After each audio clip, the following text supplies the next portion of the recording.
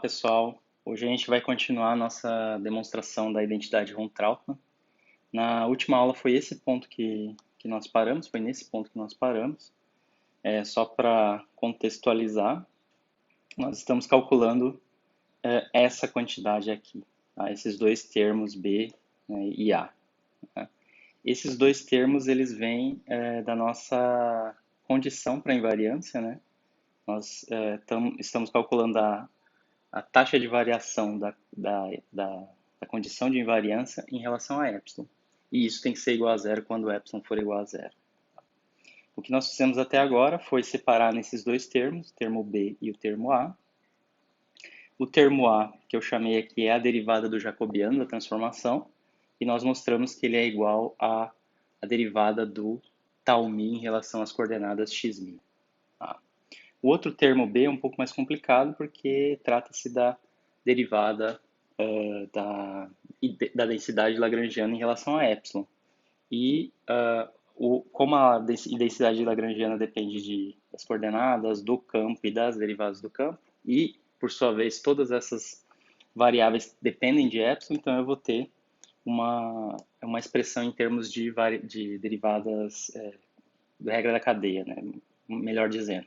Para eu conseguir encontrar a taxa de variação de L' em relação a epsilon, eu tenho que olhar para a taxa de variação das variáveis em relação a epsilon, né? Das variáveis que compõem a densidade lagrangiana. Então, por exemplo, no primeiro termo, eu tenho del L' del x' mi vezes dx' mi d epsilon. Tá? Então, aqui vai aparecer o epsilon explicitamente. E a mesma coisa eu faço em relação às outras coordenadas. Tá? E aí, essa derivada dx' mi d epsilon, d' d epsilon, eu posso calcular explicitamente, usando as transformações infinitesimais para as variáveis independentes e para o campo.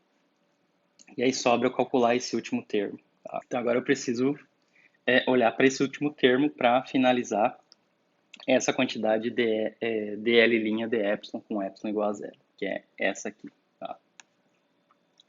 Então a gente vai olhar para essa derivada. Tá? Vamos chamar isso aqui de C. Tá? Então o termo C, ele é dφ' mi d epsilon, tá? E isso é a mesma coisa que d epsilon aplicado em dφ' dx mi. Tá? É só abrir a notação. Né? Esse φ' mi, esse índice mi, significa que eu estou derivando o φ em relação a x mi, usando a nossa notação. Então, no fim das contas, eu tenho essa derivada dφ' em relação a x mi. Agora, o que a gente pode fazer é lembrar o seguinte. Na verdade, a derivada aqui é em relação a x'. Né? Só corrigindo aqui, é x' mi. Tá? Estou derivando o campo em relação às coordenadas transformadas. Tá? É o que aparece aqui dentro dessa derivada. Muito bem. Mas o que eu posso fazer agora é o seguinte. Eu preciso lembrar o seguinte, que as minhas coordenadas transformadas, elas são funções, tá, das minhas coordenadas antigas. Tá? Isso aqui a gente pode olhar, a gente pode verificar inspecionando a transformação infinitesimal. Né? O x' mi é o x mi antigo mais um pedacinho, que é o epsilon vezes os geradores. Então, no fundo, o x' mi é função das suas variáveis antigas, as variáveis não transformadas. É como um exemplo disso, né, seria quando eu faço transformação entre sistemas de coordenadas. Né? O meu sistema novo, que é o meu sistema, por exemplo, esférico, ele pode ser escrito em termos das variáveis antigas, que são as variáveis cartesianas, por exemplo. Ou o contrário, né? Escrever as coordenadas cartesianas em termos das coordenadas antigas, que são as esféricas. Tá? Então, esse tipo de equação, tá, é bastante aceitável do ponto de vista de regras de transformação. Tá? Se você não quiser pensar em transformação entre sistemas de coordenadas, você pode pensar na nossa transformação infinitesimal mesmo, que está bem explícito que as coordenadas novas, né, as variáveis novas, dependem das variáveis antigas, das variáveis não transformadas. Então, olha só, eu posso usar a regra da cadeia novamente nessa derivada. Então, em vez de escrever dφ' dx'mi, eu escrevo dφ' dxmi vezes dxmi derivado em relação às coordenadas linha. Tá? Então, olha só. Então, vou colocar assim, dφ' dxmi, a linha, é igual a dφ' dxni, que são as coordenadas antigas, sem linha, dxni dx'mi. Tá?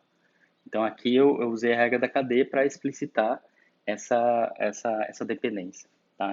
Das coordenadas antigas com as coordenadas novas. Ao contrário, também seria verdadeiro.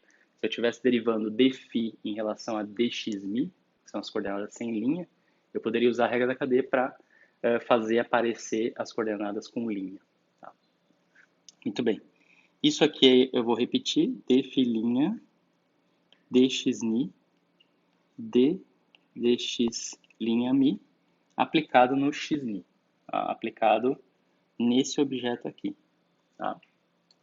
Mas esse objeto aqui, o xni, eu posso escrever ele explicitamente, né? Ó, eu sei que o x'ni, pela nossa regra de transformação, ele é igual ao xni mais epsilon vezes tal ni. Portanto, o xni, as coordenadas antigas, eu posso escrever como as coordenadas novas, menos esse pedaço que é epsilon tal ni. Então, essa expressão do xni que eu vou colocar aqui na minha derivada, né, que eu estou derivando. Então, esse operador derivada, ele atua sobre x'ni menos epsilon tal ni. Tá? Então, nessa última passagem, eu estou escrevendo explicitamente quem é xni, usando a lei de transformação infinitesimal. Então, vamos lá. Vamos colocar aqui embaixo dφ' dx'mi é igual a dφ' dx'mi vezes a derivada, vou copiar aqui embaixo, o dx'mi de x'ni menos epsilon tal ni. Agora eu aplico essa derivada. Então, dφ' dx'ni, deixa ele ali, vezes dx'ni, xmi, tá? Menos epsilon d tal ni dx'mi. Tá? Muito bem. Esse termo que aparece aqui, essa derivada, né? Isso aqui vai dar na verdade está faltando uma linha, né? Isso aqui é o próprio delta de Kronecker, mi, né? Já que eu estou derivando coordenadas no mesmo sistema de coordenadas, né? No próprio sistema, né? Vocês estão vendo que eu estou derivando as coordenadas linha em relação às próprias coordenadas linha. É como se eu estivesse derivando as coordenadas x, y, z, em coordenadas cartesianas, em relação às próprias coordenadas x, y, z. Tá? É o mesmo sistema de coordenadas. Então, se eu tenho, por exemplo, derivada, vamos lá, vamos fazer um mini exemplo aqui. Se eu tenho, por exemplo, o que o x' mi são as próprias coordenadas cartesianas, x', y' e z', o que essa derivada está me dizendo é que eu tenho que pegar essas coordenadas e derivar em relação a elas mesmas. Tá? Então, eu vou ter, por exemplo, dx', eu vou ter dx', dy', e vou ter dx', dz'. Tá? Como essas coordenadas são independentes, x é independente de y e x é independente de z, tá? E vice-versa, z também é independente de x, essas duas derivadas são zero. A única que vai dar diferente de zero é essa aqui, e ela vai ser igual a 1. Então, por isso que aparece o delta de Kronecker aqui. Ela só vai ser diferente de zero e vai ser igual a 1 se os índices forem iguais, se eu estiver derivando a coordenada em relação a ela mesma. Tá? Então, aí dá para perceber aqui que quando eu tiver índices diferentes, ou seja, quando eu estiver derivando a coordenada x1 em relação a x2, isso vai dar zero porque elas são independentes. Tá? Isso vale para as outras coordenadas também, não só para a coordenada x. Tá? Então, quando eu tenho esse tipo de situação, quando eu tenho esse tipo de objeto, isso aqui, na verdade, é um delta de Kronecker. Tá? Então, deixa eu apagar esse mini exemplo.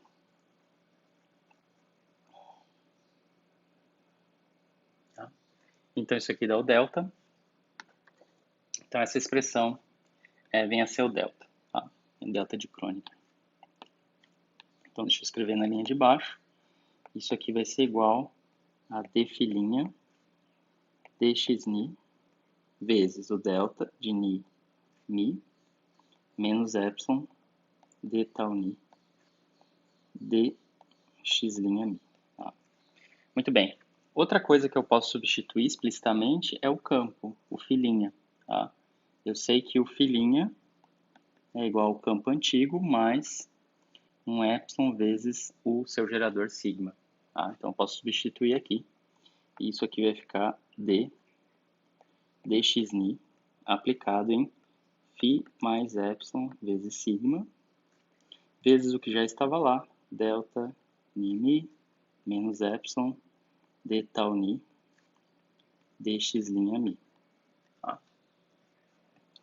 Então, aplicando a derivada, eu vou ficar com φ ni. Tá? Isso aqui é só usando a nossa notação, né? A derivada do campo fica φ ni, que é a derivada em relação a x ni, mais epsilon del ni sigma, tá? A derivada do gerador. Isso tudo vezes o que já estava lá, a delta menos epsilon d tal ni dx' mi. Tá? Então, por enquanto, a gente tem esse resultado. Tá? Bom, agora eu posso fazer essas multiplicações, né? Posso multiplicar essa derivada pelo delta, essa derivada pelo epsilon vezes a derivada do gerador e fazer a mesma coisa aqui. Tá? Vocês vão ver que vocês percebem que vai ter um termo de segunda ordem aqui, né? Vai ter um epsilon ao quadrado. A gente não vai considerar ele. Então isso aqui fica φ ni delta ni mi, tá? Menos epsilon vezes epsilon vezes φ ni d tal ni dx' mi. Tá? Esse segundo termo é isso, né, o φ ni vezes esse segundo termo da segunda chave, do termo que está entre chaves aqui, do segundo termo. Tá? Mais epsilon del ni sigma, tá? A derivada do gerador, que realiza que realiza a transformação no campo, vezes o delta ni mi menos epsilon quadrado del ni sigma, tá? Vezes d tal ni dx' mi. Tá? Um pouco chato essas continhas, cheio de índices, mas elas se simplificam bastante. Então, esse último termo é um termo de segunda ordem que a gente despreza na nossa descrição. A gente está olhando só para transformações infinitesimais, né, até a primeira ordem, tanto no espaço-tempo quanto no campo. Tá? Então, esse termo que está aqui é um termo de segunda ordem. Tá? Então, no final das contas, o que eu tenho são esses três termos. Tá? Então, só recapitulando, esses três termos são equivalentes a essa derivada. A derivada do d' dx' mi, tá? Que compõe esse termo C dessa expressão aqui em cima. Tá? Então, vamos reescrever o termo C. Tá? Finalizar o termo C. Então, o termo C, que eu vou substituir lá em cima, deixa eu voltar aqui, é d' mi d epsilon, tá? Isso aqui é d epsilon do d' dx' mi. Tá? E o d' dx' mi são essas três expressões que eu encontrei agora. Tá? Então aí eu substituo nessa derivada. Tá? Então isso aqui vai ficar igual a d epsilon, desses três termos que eu acabei de encontrar, φ ni delta ni mi menos epsilon φ ni d tal ni dx' mi mais epsilon del ni sigma, a derivada em relação a sigma, vezes delta ni com outro n em cima. Agora eu faço a derivada em relação a epsilon e depois tomo epsilon igual a zero, né? Lembrando, isso tudo aqui é epsilon igual a zero. Epsilon igual a zero. Tá. Posso deixar para tomar lá no final. Essa derivada, então, vai atuar em todos, né? Mas quando atuar nesse, vai dar zero. Esse aqui vai derivar esse epsilon e aqui vai derivar esse epsilon. Então, no final das contas, sobram dois termos aqui. Então, isso aqui vai ser igual a menos φ ni, derivada do campo em relação a x ni, del mi tal ni, tá? Aqui é linha, né? Aqui é linha, mais del ni sigma, delta ni vezes mi. Eu posso usar esse delta, isso aqui é epsilon igual a zero e aqui é epsilon igual a zero. Tá? Então isso aqui vai ficar menos φ ni. Aí se eu aplicar o epsilon igual a zero, essa derivada em relação a x' mi vira próprio x mi, né? Então isso aqui, essa derivada vai para del mi tal mi, tá? Mais del mi sigma, tá? Aqui eu já usei o delta de Kronecker nessa relação. O delta de Kronecker ele seleciona os índices. Ele só vai ser diferente de zero se os índices forem iguais, tá? Então, por fim, essa é a nossa expressão C, tá? Essa é a expressão C que eu vou substituir de volta lá em cima, tá? Então, eu já encontrei a expressão C, que é essa aqui, tá? E aí eu tenho quanto vale esse dl' de epsilon, tá? Então, vamos lá, vamos substituir de volta o C que está lá embaixo, que eu acabei de encontrar, nessa expressão aqui. Tá? Para isso, eu vou copiar ela. Deixa eu copiar ela. E vou levar ela lá para baixo.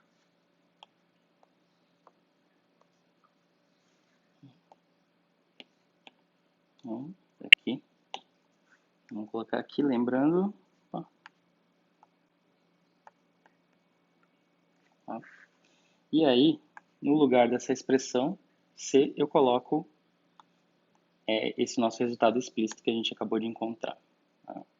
Então, deixa eu apagar aqui.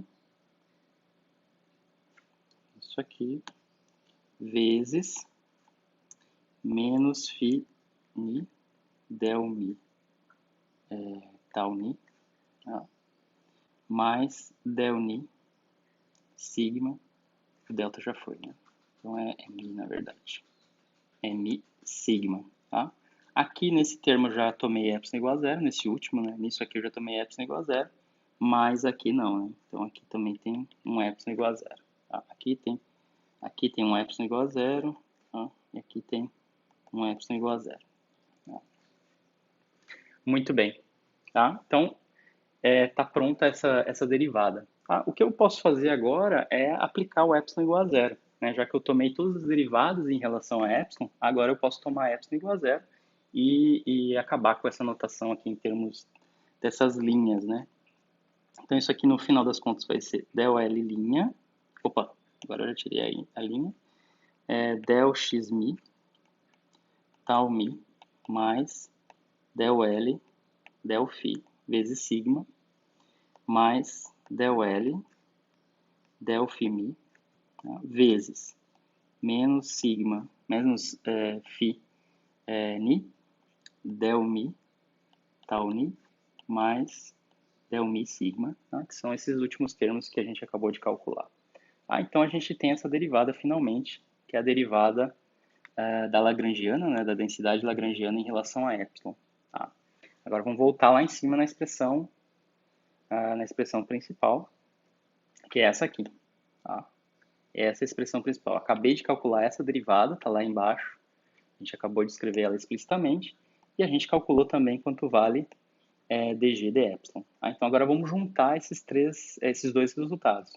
O L vezes del mi tal mi, tá? que é a derivada do jacobiano em relação a epsilon.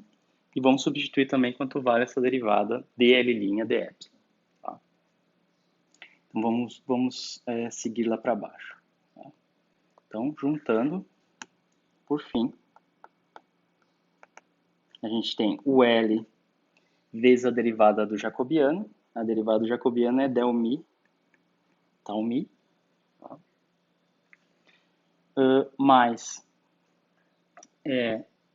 esses três termos que estão aqui em cima, né, que vem do segundo termo, da segunda derivada, que é a derivada do L' em relação a epsilon. E aí é só copiar aqui embaixo, né? Só juntar aqui embaixo. Então deixa eu copiar aqui em cima e juntar aqui embaixo. Copiar. Esse cabe. Cabe. Deixa eu só arrumar aqui. Apagar aqui.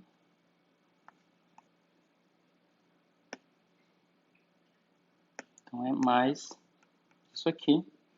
E isso tudo é igual a zero. Então a gente está bem próximo de encontrar a nossa... Quer dizer, essa aqui já é a identidade de Trautmann. A gente pode organizar um pouco melhor esses termos, tá?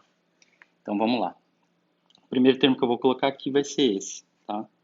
A derivada da lagrangiana, da densidade lagrangiana em relação ao campo, vezes o seu gerador, tá? Mais a derivada da lagrangiana em relação às coordenadas, vezes o gerador da transformação nas coordenadas, no espaço-tempo. Tá? Isso.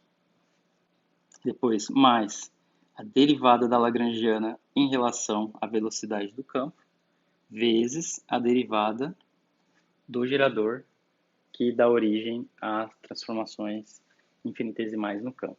Então, esses três termos são termos que a gente esperaria encontrar, né? Que é, como a gente viu no caso da partícula, a identidade von Trautmann ela vai relacionar diretamente a lagrangiana, né? Que é o conteúdo de energia, enfim, que é a quantidade que traz todos os graus de liberdade do seu sistema, né? Que traz toda a informação, melhor dizendo, do seu sistema, com as propriedades de transformação do espaço-tempo, que são representadas por esses geradores. Tá? Então, em cada termo desses eu tenho quanto a lagrangiana varia em relação às suas dependências, multiplicado sempre pelo gerador da transformação. Tá? Então, esses são os três termos que vêm daí. Bom, mas a gente não tem só isso, a gente tem outros termos aqui, que são o seguinte, tá? É os que sobraram. Então, o que eu já escrevi aqui embaixo? Eu escrevi esse aqui, esse segundo termo e esse aqui, esse vezes esse. Tá? Então, esses termos eu já escrevi. O que sobrou? Sobrou este termo aqui. Tá? Então, faltou esse termo aqui para escrever. Tá? E também esse outro termo. Tá? Aí eu vou escrever todos eles aqui nesse colchete, esses dois termos que faltam. Tá? Então, isso aqui é igual a... Vamos deixar esse sinal menos aqui fora, então eu vou escrever esse aqui, que é del L, del Φ mi, Φ mi, del mi, tal mi. Tá? Esse termo aqui. Agora, o outro termo que falta é esse primeiro. Então, é mais L, del mi, tal mi. Tá? Isso tudo igual a zero. Vejam, aqui nesse colchete tem um termo que eu posso colocar em evidência, quase posso colocar em evidência, né? Porque nesse segundo aqui, del mi, tal mi, ele está somando em mi, mas aqui ele não está somando. Tá? Então, para eu colocar este aqui em evidência que não está somando, eu tenho que colocar um delta de Kronecker aqui. Que aí, quando eu colocar em evidência, o delta de Kronecker que eu colocar nessa posição vai forçar o del mi, tal mi virar del mi, tal mi. Tá? Então, olhem só, deixa eu talvez colocando fique mais claro o que eu quero dizer. Tá? Esses três termos iniciais, eles ficam iguais, tá? Eles não mudam. Deixa eu colocar eles aqui.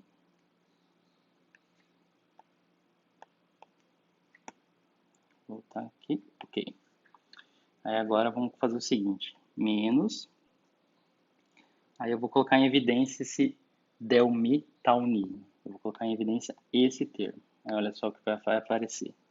Vai aparecer φ mi, vai ficar ali, né? Del L, del Φ Mi, tá? Isso aqui fica igual, isso aqui não muda. Mais, né?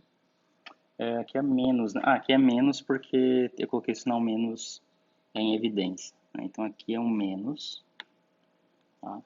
Então aqui é menos L vezes o delta de crônica, como eu falei para vocês, Mi, tá? Vezes o del Mi, tal Mi, tá?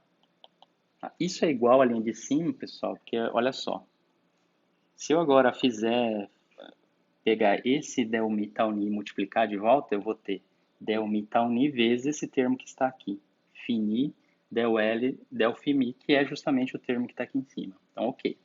Agora, quando eu multiplicar esse por esse segundo termo, o delta de Kronecker vai forçar esse Mi ser igual a Ni. Esse Mi ser igual a esse índice Ni. Tá?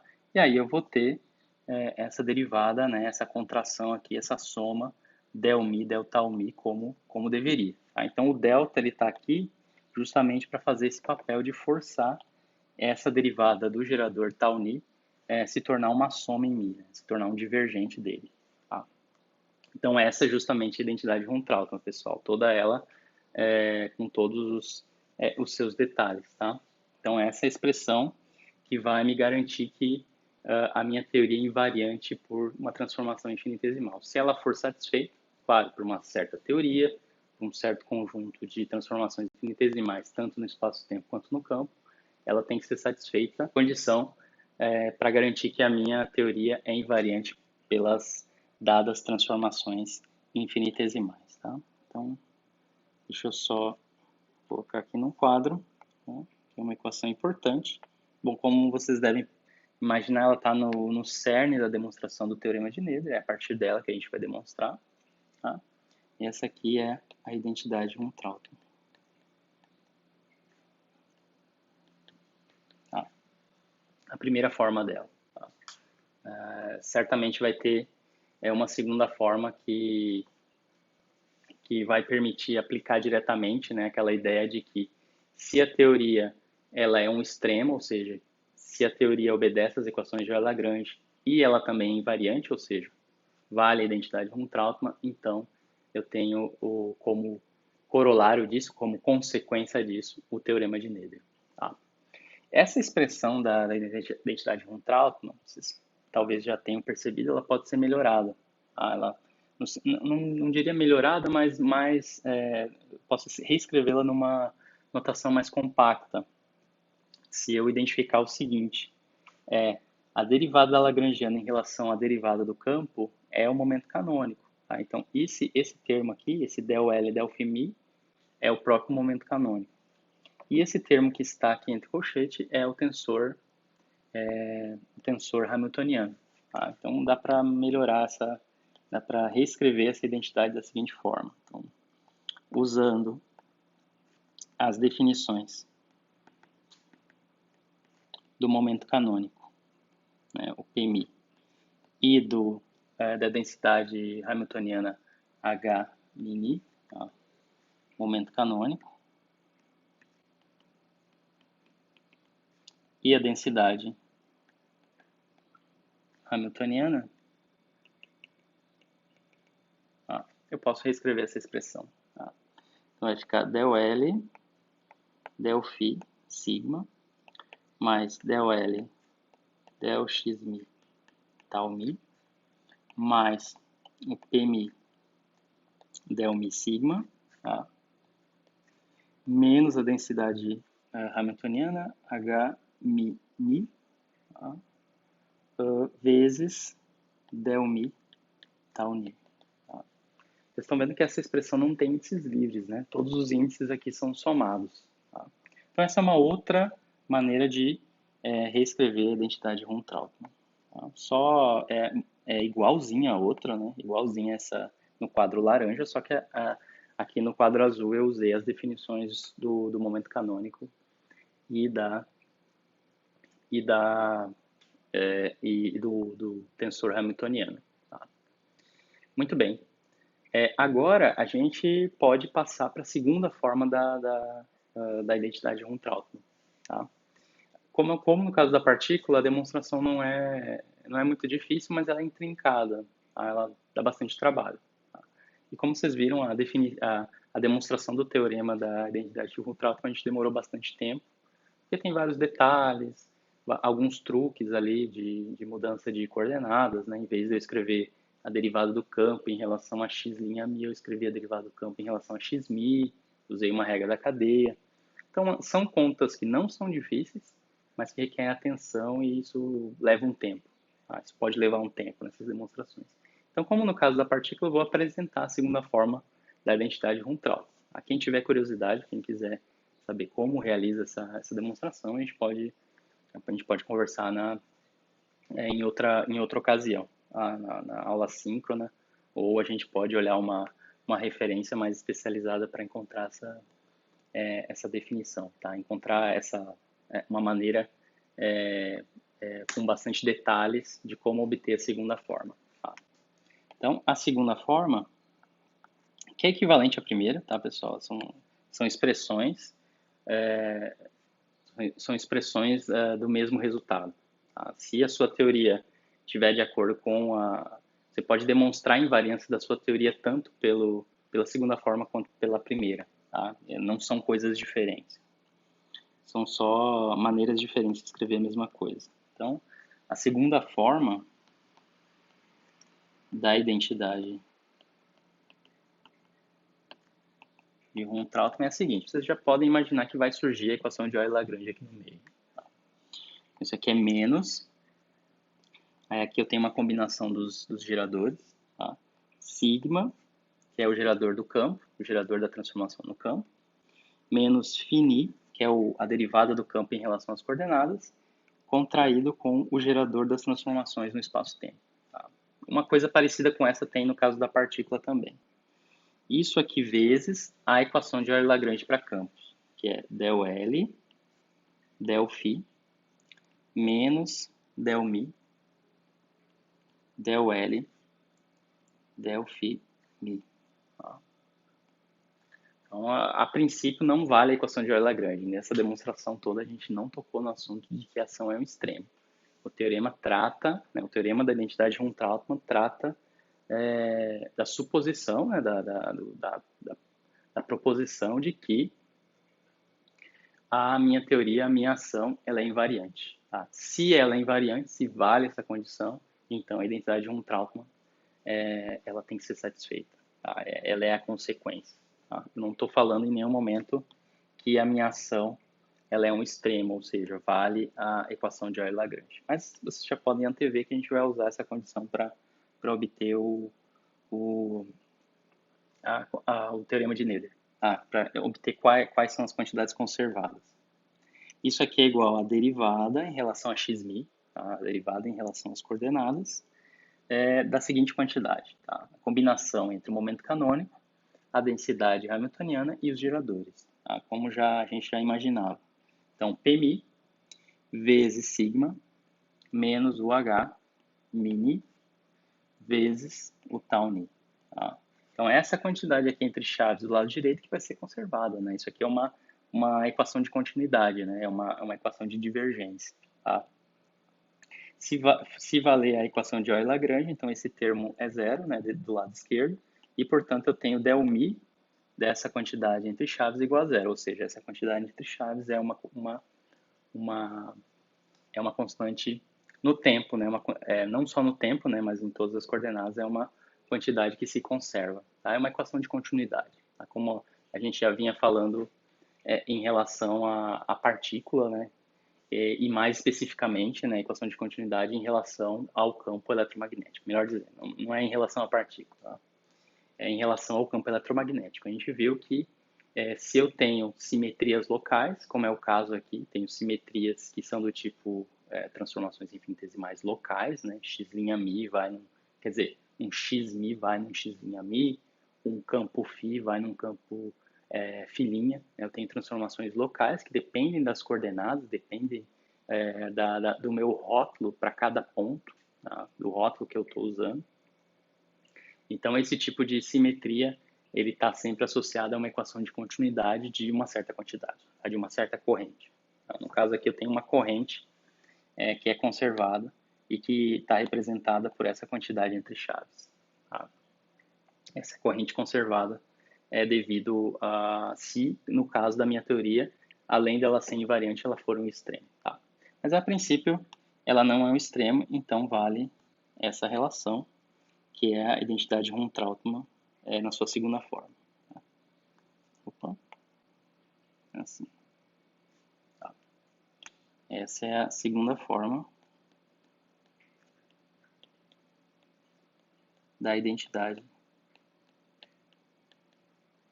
RT, tá? A identidade Ron-Trautmann. Bom, agora o que a gente pode fazer, pessoal, para finalizar essa dedução da identidade Ron-Trautmann, enfim, a gente já finalizou, agora eu só estou melhorando esse nosso resultado, a gente também usar aquela definição mais liberal de invariância, né? Porque o que a gente usou agora, o que a gente usou até agora é que a diferença entre as densidades lagrangianas, a transformada e a antiga, é igual a um epsilon elevado a um s. Tá? Mas eu tenho aquela liberdade de deixar essa diferença em termos de uma derivada total de uma função, tá? De uma função f. Né? Lembrem lá do caso da partícula. Eu tinha a diferença entre as lagrangianas proporcional à derivada de uma função. Tá? Uma função que pode ser qualquer coisa, que vai depender do sistema que eu estou trabalhando. Né? Por que isso? Porque uma derivada total ela não impacta na dinâmica dos campos. Tá? Então, as suas equações de Maxwell elas não vão mudar para uma derivada total. Tá? Você sempre pode integrar esse termo de derivada total e ele vai ser um termo de superfície e esses termos de superfície vão a zero. Tá? Então, só para completar essa discussão, tá? A gente tem a definição liberal de invariância para campos, da mesma forma que a gente tem para partícula. Tá? Então, é só um adendo aqui. Tá? Então, definição liberal de invariância.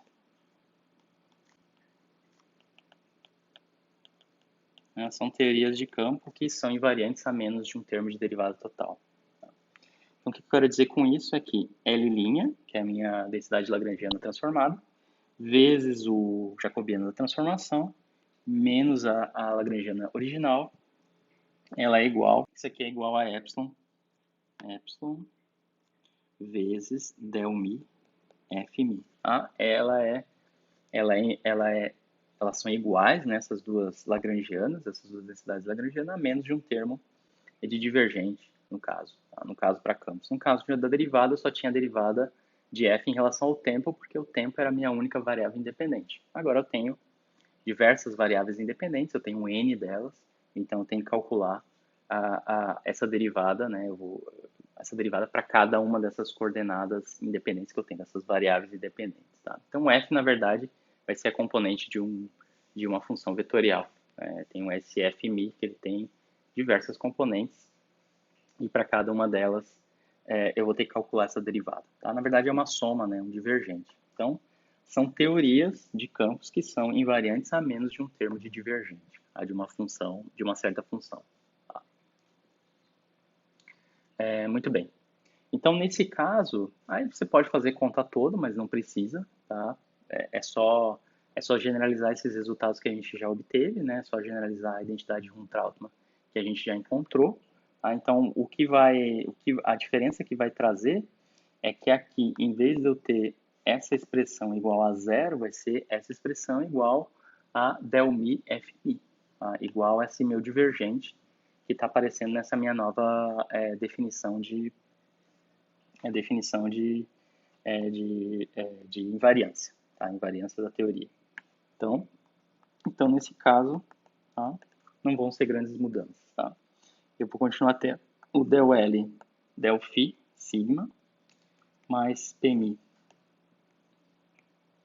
momento canônico, vezes del mi sigma, mais del L, del x mi, tá? Tal mi, menos a densidade hamiltoniana, tá? perdão, o tensor hamiltoniano, tá? O tensor hamiltoniano é del mi, tal mi, tá? Isso aqui antigamente era igual a zero, mas agora nessa nova definição de invariância a menos de um divergente, isso aqui é igual ao exatamente esse divergente, tá? Del mi f mi. Tá? A segunda forma também é alterada, tá? Então aqui eu vou ter aquela combinação dos geradores, sigma menos φ tal mi, opa, perdão, aqui é soma, né, tal mi, vezes a equação de Euler-Lagrange, del L, del φ, menos del mi, del L, del φ mi. Isso é igual a del mi, né, ao divergente de uma certa corrente. Essa corrente vai ter o termo Pmi sigma, como tinha anteriormente, menos o H mini, tá? O tensor hamiltoniano, tá? Contraído com tal mi, menos agora o Fmi. Tá? Então vai aparecer esse Fmi aqui e aqui o seu divergente. Na verdade também vai aparecer o divergente do Fmi, né? Porque o divergente del mi está aplicado em todas essas quantidades dentro das chaves, tá? Então, essas duas linhas que eu escrevi são a identidade von Trautmann.